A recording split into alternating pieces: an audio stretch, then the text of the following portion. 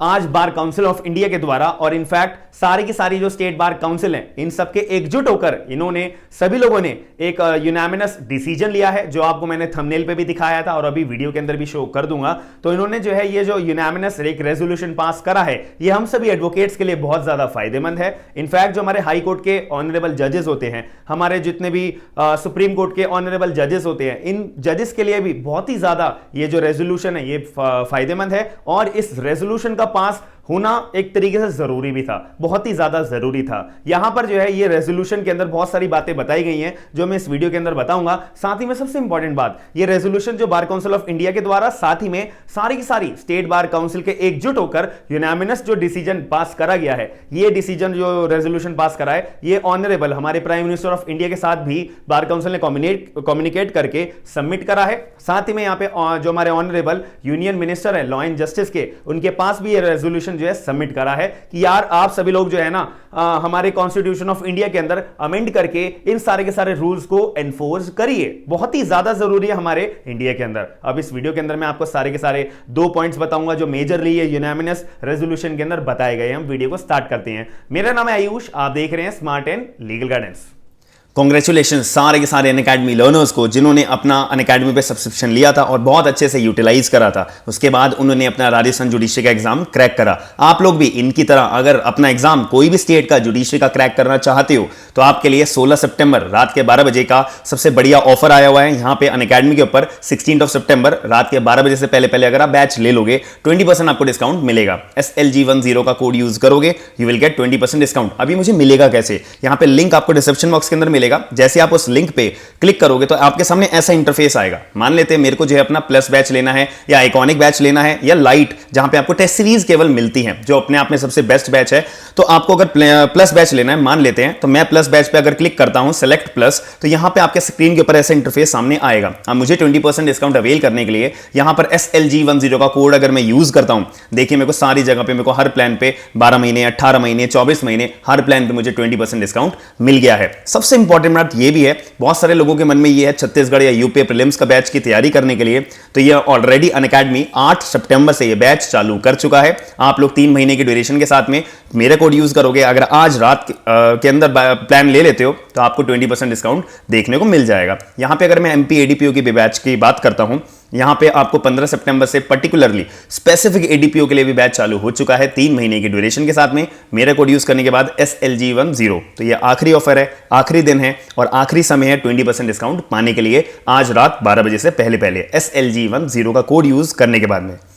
सबसे पहली बात आती है, यहां पे बार काउंसिल ऑफ इंडिया ने एक रेजोल्यूशन पास इसलिए करा है क्योंकि यहां पर एडवोकेट्स को जो है ना अपॉइंट करा जाए as a chairperson various committees के अंदर और वेरियस ट्राइब्यूनल्स के अंदर, वेरियस फोरम्स के अंदर। क्योंकि आप लोगों को पता होगा कि जो यहां पर फोरम्स होते हैं, जो हमारे यहां पे कमीशंस होते हैं और जो हमारे ट्राइब्यूनल्स होते हैं, यहां पर जो चेयरपर्सन है ना, यहां पर एक्सपीरियंस एडवोकेट्स का डायरेक्ट रिक्रूटमेंट लाने का कोई यहां पे प्रोसीजर है ही नहीं। हमारे कानून के अंदर कोई ऐसा रूल है ही नहीं। तो आप लोग बताइए कि यार यहां पे जो चेयरपर्सन होते हैं, जो एक्सपीरियंस एडवोकेट्स होते हैं, उनका भी तो यहां पे हक होना चाहिए कि हम भी यार एक चेयरपर्सन के तौर पे ट्राइब्यूनल के अंदर एज अ पोस्ट होल्ड करें, एज अ कमीशन के अंदर पोस्ट होल्ड करें, एज अ फोरम के अंदर पोस्ट होल्ड करें, जबकि वो इतने ज्यादा क्वालिफाइड है तब भी।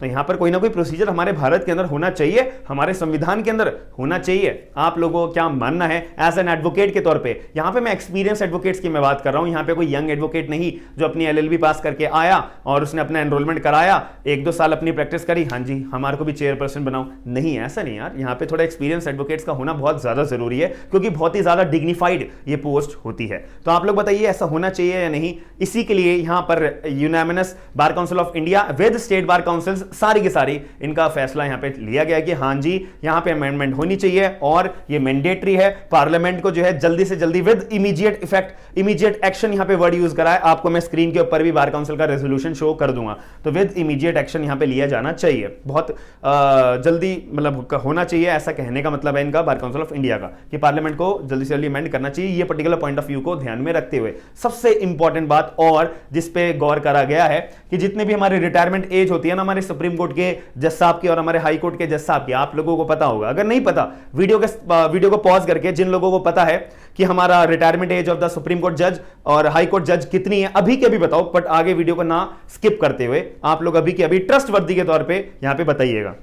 हालांकि मैं आपको बता देता हूं, सुप्रीम कोर्ट के जज साहब की जो हमारी रिटायरमेंट एज है वो 65 ईयर्स है। जो अभी हमारे रिसेंटली एक जज साहब भी हमारे एनवी रमना जी रिटायर्ड हुए हैं, तो उनका वो सीजीआई थे हमारे, तो उनकी भी 65 ईयर्स एज हो गई थी, इसलिए उनका रिटायरमेंट होना पड़ा। अब यहां पर जो हमारे हाई कोर्ट के जज साहब होते हैं, इनका भी एक रिटायरमेंट एज होती है, ये होती है 62 ईयर्स। और हमारे जो डिस्ट्रिक्ट कोर्ट के जज साहब होते हैं, उनकी भी एक रिटायरमेंट एज होती है, जिसकी होती है 60 ईयर्स, 60 ईयर्स। तो यहां पर अभी बार काउंसिल ऑफ इंडिया ने यूनानिमसली एक रेजोल्यूशन पास करते हुए बोला है कि सुप्रीम कोर्ट के जज साहब की जो रिटायरमेंट एज है ना, उसको भाई बढ़ा दो यार, 2 साल और कर दो। यानी कि पहले 65 थी, अब 67 कर दिया जाए। पहली बात, यानी कि कॉन्स्टिट्यूशन के अंदर अमेंड करके इस रिटायरमेंट एज को बढ़ा दी जाए। जब तक कॉन्स्टिट्यूशन में अमेंडमेंट नहीं होगा, रिटायरमेंट एज हम बढ़ा ही नहीं सकते। कोई भी ऐसा रूल ही नहीं है कि ऐसी जो है किसी भी पर्टिकुलर मिनिस्टर के द्वारा बोल दिया गया कि नहीं आज से इतनी एज कर दो या इतनी नहीं। पार्लियामेंट के अंदर प्रॉपर कॉन्स्टिट्यूशन में एक बिल पास करा जाएगा। बिल पास होने के बाद वो प्रेसिडेंट के पास जाएगा, सिग्नेचर के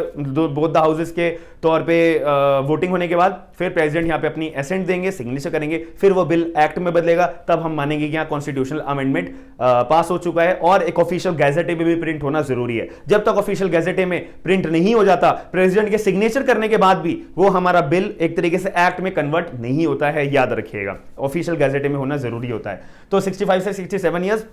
और जो हमारे हाई कोर्ट के जितने भी जजेस होते हैं, उनकी रिटायरमेंट एज 62 ईयर्स से बढ़ के 65 ईयर्स हो जाए, ऐसा यहां पे डिमांड करी गई है बार काउंसिल ऑफ इंडिया के द्वारा एक जजेस के लिए, और बार काउंसिल ऑफ इंडिया के द्वारा विद स्टेट बार काउंसिल यहां पे एडवोकेट्स के लिए डिमांड करी गई है। दोनों का यहां पे पूछ हुई है, दोनों के एक बेनिफिट के लिए यहां पे बात करी गई है। आप कितना एग्री करते हैं, आपका क्या पॉइंट ऑफ व्यू है कि यहां पे कॉन्स्टिट्यूशन के पॉइंट ऑफ व्यू से अगर हम देखें और भी पर्टिकुलर एरियाज में, as per the context of an advocate, as per the context of and जजेस, और as per the context in the point of view of judiciary के एग्जाम जितने भी होते हैं, उसमें कुछ अमेंडमेंट होना जरूरी है। आपके मुताबिक कौन कौन से अमेंडमेंट्स हो सकती हैं, क्या मेजर चेंजेस करे जाने चाहिए, अपना भी थोड़ा एक लीगल माइंड अप्लाई करके लॉजिकली कमेंट बॉक्स के अंदर अपना पॉइंट ऑफ व्यू जरूर बताइएगा। और यहां पर जो है, यहाँ जो ये रेजोल्यूशन पास करा गया था, तो ये पास तो करा गया है, कम्युनिकेट भी करा गया है और सबमिट भी करा गया है ऑनरेबल प्राइम मिनिस्टर के पास में। इनफैक्ट ऑनरेबल हमारे जो होम मिनिस्टर हैं, हमारे यूनियन मिनिस्टर हैं लॉ एंड जस्टिस के, इनके पास भी ये पर्टिकुलर